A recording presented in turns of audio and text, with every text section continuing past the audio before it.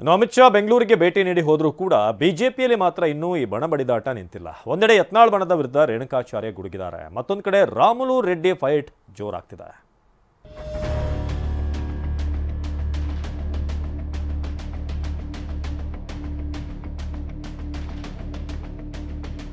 ಬಿಜೆಪಿಯಲ್ಲಿ ಬಣ ಬಡಿದಾಟಕ್ಕೆ ಬೀಳ್ತಿಲ್ಲ ಬ್ರೇಕ್.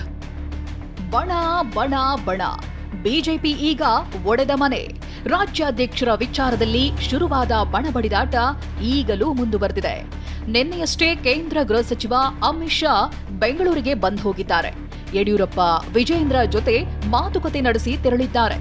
ಇತ್ತ ವಿರೋಧಿ ಬಣದ ಲಿಂಬಾವಳಿ ಅಮಿತ್ ಶಾ ಭೇಟಿಯಾಗಿ ವೇದಿಕೆ ಮೇಲೆಯೇ ಚೀಟಿಯೊಂದನ್ನ ಕೊಟ್ಟು ಕುತೂಹಲ ಮೂಡಿಸಿದ್ದಾರೆ. ಇದರ ಬೆನ್ನಲ್ಲೇ ಇಂದು ರೇಣುಕಾಚಾರ್ಯ ವೀರಶೈವ ಲಿಂಗಾಯತರ ಕಾರ್ಯಕ್ರಮದ ಮೂಲಕ ಶಕ್ತಿ ಪ್ರದರ್ಶನ ಮಾಡಿದ್ದಾರೆ. ಬಿಎಸ್ವೈ ವಿಜೇಂದ್ರ ಪರ ಚಿಕ್ಕಮಗಳೂರಲ್ಲಿ ಸಮಾವೇಶ. ಯಡಿಯೂರಪ್ಪ ವಿಜೇಂದ್ರ ಪರ ಚಿಕ್ಕಮಗಳೂರು ನಗರದ ರೇಣುಕಾಚಾರ್ಯ ಕಲ್ಯಾಣ ಮಂಟಪದಲ್ಲಿ ವೀರಶೈವ ಲಿಂಗಾಯತ ಮಹಾಸಭಾದ ನೇತೃತ್ವದಲ್ಲಿ ಸಮಾವೇಶ ನಡೆದಿದೆ. ಬಸನಗೌಡ ಪಾಟೀಲ್ ಯತ್ನಾಳ್ ವಿರುದ್ಧ ಸಮಾವೇಶ ಆಯೋಜನೆ ಮಾಡಲಾಗಿದ್ದು, ಬಿಎಸ್ವೈ ಬಣ ಶಕ್ತಿ ಪ್ರದರ್ಶನ ಮಾಡಿದೆ. ವೀರಶೈವ ಲಿಂಗಾಯತ ಮಹಾಸಂಗಮ ಹೆಸರಿನಲ್ಲಿ ಸಮಾವೇಶ ನಡೆಯುತ್ತಿದ್ದು, ಯತ್ನಾಳ್ ವಿರುದ್ಧ ವೀರಶೈವ ಲಿಂಗಾಯತ ಮಹಾಸಭಾ ಆಕ್ರೋಶ ವ್ಯಕ್ತಪಡಿಸಿದೆ. ಕಳೆದ ಶುಕ್ರವಾರವಷ್ಟೇ ವಿಜೇಂದ್ರ ಚಿಕ್ಕಮಗಳೂರಿನಲ್ಲಿ ನಡೆದ ಬಸವತತ್ವ ಕಾರ್ಯಕ್ರಮಕ್ಕೆ ಆಗಮಿಸಿದ್ರು.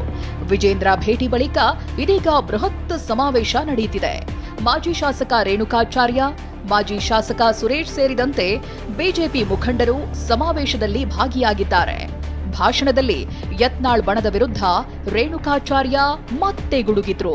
2023 ವಿಧಾನಸಭೆ ಚುನಾವಣೆಯಲ್ಲಿ ಯಡಿಯೂರಪ್ಪನವರು ಇಳಿಸಿದ ಮೇಲೆ ವೀರಶೈವ ಲಿಂಗಾಯತ ಮತಗಳು ನಮ್ಮಿಂದ ಭಾರತೀಯ ಜನತಾ ಪಾರ್ಟಿಯಿಂದ ದೂರ ಆಗಿದೆ.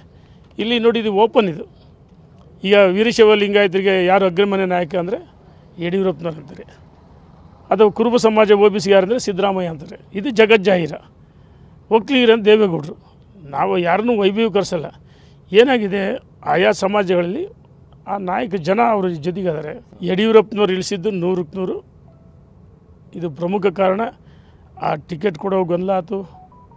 ನಮ್ಮಿಂದ ಭಾಳ ಮತಗಳು ವೀರಶೈವ ಲಿಂಗಾಯತ ಮತಗಳು ದೂರ ಆದವು. ಇನ್ನು ನಮ್ಮ ಸಮಾಜ ಒಡೆಯುವ ಪ್ರಯತ್ನ ಮಾಡ್ತಿರುವ ದುಷ್ಟ ಶಕ್ತಿಗಳಿಗೆ ಉತ್ತರ ಕೊಡಬೇಕು ಎಂದಿರುವ ಮಾಜಿ ಶಾಸಕ ಎಂಪಿ ರೇಣುಕಾಚಾರ್ಯ ಯತ್ನಾಳ್ ವಿರುದ್ಧ ವೇದಿಕೆಯಲ್ಲೇ ಗುಡುಗಿದ್ದಾರೆ.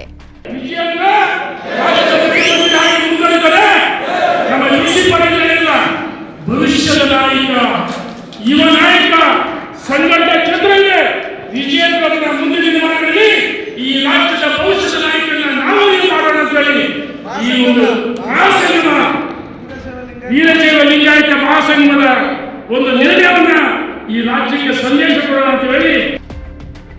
ಇನ್ನೊಂದು ಕಡೆ ಸಮಾವೇಶಕ್ಕೆ ಲಿಂಗಾಯತ ಮಹಾಸಭಾದ ಸದಸ್ಯರಲ್ಲೇ ಆಕ್ಷೇಪ ಕೇಳಿ ಬಂದಿದೆ.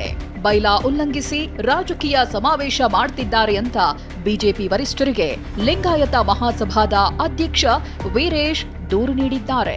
ಬಿಜೆಪಿ ಪಕ್ಷದ ಆಂತರಿಕ ವಿಚಾರವನ್ನ ಮುಂದಿಟ್ಟುಕೊಂಡು ಇವತ್ತು ಚಿಕ್ಕಮಗಳೂರಿನಲ್ಲಿ ಅಖಿಲ ಭಾರತ ವೀರಶೈವ ಮಹಾಸಭಾದ ಹೆಸರಿನಲ್ಲಿ ಇವರು ಲಿಂಗಾಯತ ಸಮಾವೇಶ ಮಾಡ್ತಕ್ಕಂಥದ್ದು ಅಕ್ಷಮ್ಯವಾಗಿ ಇದು ಖಂಡನಾರ್ಹ. ಹಾಗಾಗಿ ಅಖಿಲ ಭಾರತ ವೀರಶೈವ ಮಹಾಸಭಾದ ಹೆಸರನ್ನು ಇವರು ದುರುಪಯೋಗ ಮಾಡ್ಕೊತಾರೆ, ದುರ್ಬಳಕೆ ಮಾಡ್ಕೊಳ್ತಾ ಇದ್ದಾರೆ. ಸೊ ಇದನ್ನು ಮಾಡಿಕೊಂಡು ರಾಜಕೀಯವಾಗಿ ಇದನ್ನು ಮುನ್ನೆಲೆಗೆ ತಗೊಂಡು ಬರ್ತಿರುವಂಥದ್ದು ಖಂಡಿತ ತಪ್ಪು. ಈ ಹಿನ್ನೆಲೆಯಲ್ಲಿ ಅಖಿಲ ಭಾರತ ವೀರಶೈವ ಮಹಾಸಭಾದ ರಾಜ್ಯ ಮತ್ತು ರಾಷ್ಟ್ರದ ಪದಾಧಿಕಾರಿಗಳು, ಅಧ್ಯಕ್ಷರು ಕೂಡಲೇ ಕ್ರಮ ಕೈಗೊಳ್ಳಬೇಕು ಅನ್ನೋದು ನಮ್ಮೆಲ್ಲರ ಒತ್ತಾಯ. ಇತ್ತ ಬೆಳಗಾವಿಯಲ್ಲಿ ಮಾತನಾಡಿದ ಸಿಟಿ ರವಿ ವಿಜೇಂದ್ರ ವಿರುದ್ಧ ಅಮಿತ್ ಶಾಗೆ ದೂರು ಕೊಟ್ಟ ಬಗ್ಗೆ ನನಗೆ ಗೊತ್ತಿಲ್ಲ ಅಂತ ಹೇಳಿದ್ದಾರೆ. ಅವರ ಹೆಸರಿನ ಸ್ಮಾರಕ ಆಸ್ಪತ್ರೆ ಲೋಕಾರ್ಪಣೆಗೊಳ್ಳುವ ಸಂದರ್ಭಕ್ಕೆ ಸಾಕ್ಷಿಯಾಗಿ ಅವರು ಬಂದಿದ್ದರು. ಆ ಕಾರ್ಯಕ್ರಮದ ಮುನ್ನ ಏರ್ಪೋರ್ಟ್ನಲ್ಲಿ ಸ್ವಾಗತಕ್ಕೆ ನಾನು ಹೋಗಿದ್ದೆ. ಮುಂದಿಂದೇನು ಅಂತ ನಂಗೆ ಗೊತ್ತಿಲ್ಲ. ಒಂದ್ ಕಡೆ ಬಿಎಸ್ವೈ ಯತ್ನಾಳ್ ಬಣ ಬಡಿದಾಟ ನಡೆಯುತ್ತಿದ್ರೆ, ಇನ್ನೊಂದ್ ಕಡೆ ಬಳ್ಳಾರಿಯಲ್ಲಿ ರೆಡ್ಡಿ ರಾಮುಲು ಮುನಿಸು ಮುಂದುವರೆದಿದೆ. ನಿನ್ನೆ ಅಮಿತ್ ಶಾ ಬೆಂಗಳೂರಿಗೆ ಬಂದಿದ್ದ ವೇಳೆ ಶಾ ಭೇಟಿಯಾಗಲು ರಾಮುಲು ಮುಂದಾಗಿದ್ರು. ಸಂಡೂರು ಸೋಲು, ಕೋರ್ ಕಮಿಟಿ ಅವಮಾನ, ರಾಜ್ಯಸಭಾ ಸ್ಥಾನದ ಬಗ್ಗೆ ಚರ್ಚೆಗೆ ಅವಕಾಶ ಕೇಳಿದ್ರು. ಆದ್ರೆ ರಾಮುಲುಗೆ ಟಕ್ಕರ್ ಕೊಟ್ಟ ಗಣಿ ಧಣಿ ಜನಾರ್ದನ್ ರೆಡ್ಡಿ ರಾಮುಲುಗಿಂತ ಮುಂಚಿತವಾಗಿ ಶಾ ಭೇಟಿಯಾಗಿದ್ದಾರೆ. ಇದು ಮತ್ತೆ ರಾಮುಲು ಜನಾರ್ದನ್ ರೆಡ್ಡಿ ಮಧ್ಯೆ ಇರೋ ಅಂತರವನ್ನ ಎತ್ತಿ ತೋರಿಸ್ತಿದೆ. ಒಟ್ನಲ್ಲಿ ಶಾ ಬೆಂಗಳೂರಿಗೆ ಬಂದ್ ಹೋದ್ರೂ ಬಿಜೆಪಿ ಬಣ ಬಡಿದಾಟ ನಿಂತಿಲ್ಲ. ಇವತ್ತು ಯಡಿಯೂರಪ್ಪ ಪರ ಸಮಾವೇಶ ನಡೆದಿದೆ. ಯತ್ನಾಳ್ ಬಣದ ಮುಂದಿನ ನಡೆ ಏನು ಅನ್ನೋದನ್ನ ಕಾದು ನೋಡಬೇಕಿದೆ. Bureau report, TV9.